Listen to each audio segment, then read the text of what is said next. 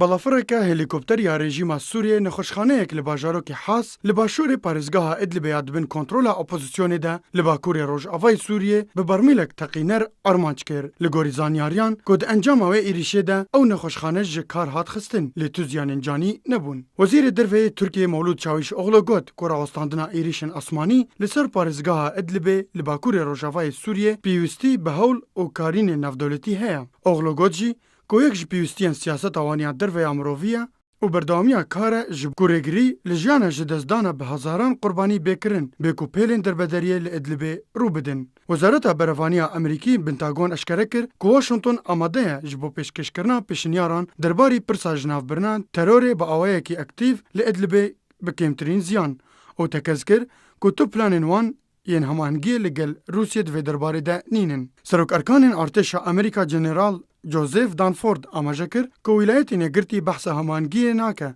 Lê behsa bikaranîna hêzên Amerîka ji awayekî eşkerekirina teroristan re eger di nav taxên nestejiyan debin ku kare wan bide alî bê ku ziyanên canî rû bidin.